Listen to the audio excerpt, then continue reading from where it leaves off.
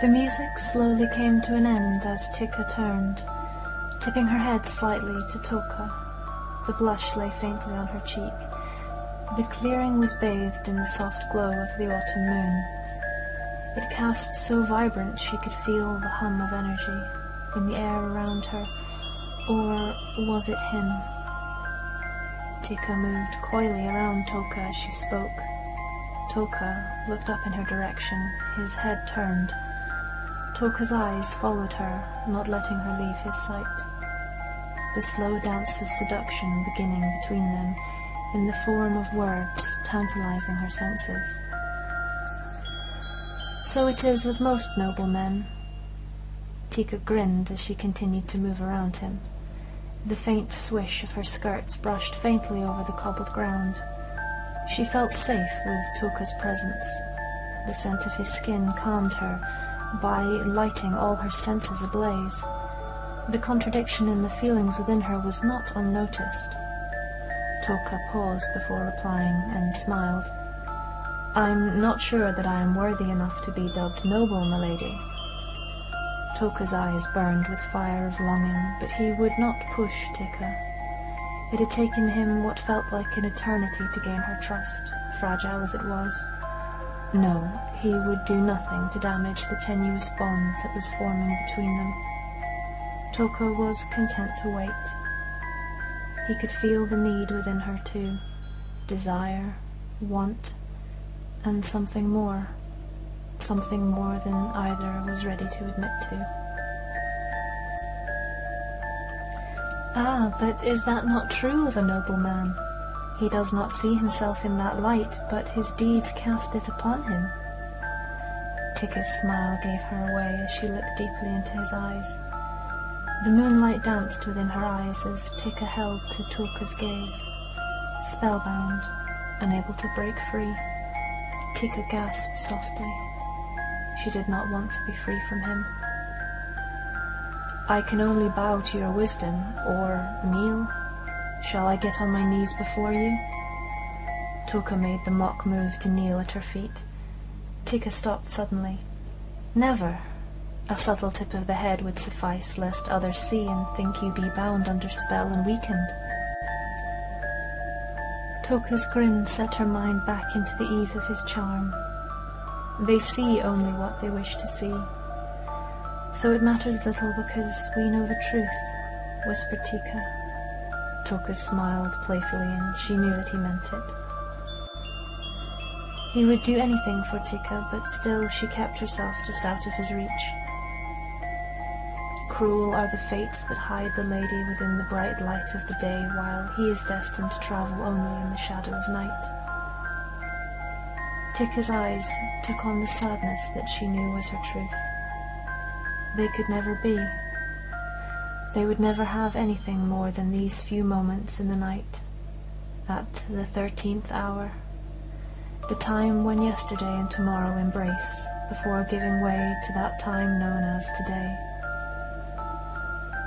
Never left behind, always softly in step, matching mine with quiet grace. Tika looked at Toka as she spoke the words. Toka knew she would run again. He knew it was her way. Tika turned from him, her voice sounding in soft caress on the night breeze. Quietly and softly, sure of foot, traveling just on the edge of shadow, but there nonetheless comforting and guiding with gentle touch. That is how I feel you with me, ever present, watching over me, walking quietly beside me just out of sight. Yes, and you did not make that walk any easier, sighed Toka. He rose to his full height. Tika could feel his movement toward her, graceful movements as he unsettled the light breeze, blowing on the enchanted velvet night. Toka's hand reached to touch her shoulder lightly, but still she stayed just out of his reach. You are right, of course, but where is the feel of joy if a task comes easily? The difficult task yields the sweetest reward, no? Tika turned to look one last time into the deep, dark eyes that called forth to her. She felt the change beginning within her. It was time. She stepped away.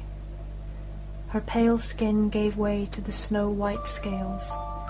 Wings unfurled as the delicate form of her human self gave way to the majesty and strength of the ice dragon. Tika looked at him. A tear gathered within her soft blue eyes. Her wings spread wide as she began to turn, ready to take to the night sky, to return to the sanctuary she had built. Cloaked in darkness, Tika felt safe there. A feline growl sounded and she turned. In Toka's place stood the great white tiger. Its growl a plea more than anything.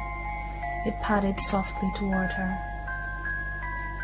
Yes, Tika told him across the unseen bonds without the utterance of words.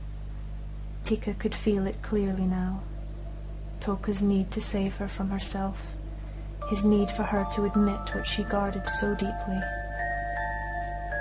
I promise. Tika, your name will be the first breath I breathe.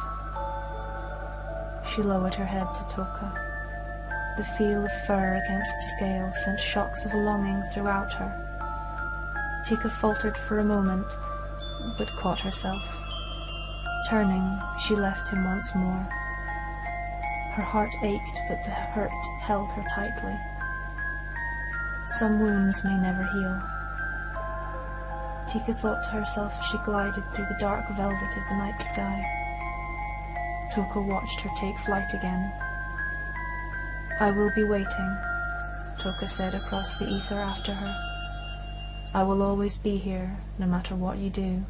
Wherever you go, Tika, you will always feel me near.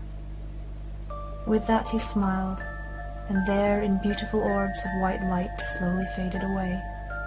A tiny piece of parchment gently wafted down from the heavens with the words, "Between the darkness and the light, I am content to be lost in the sea of shadows."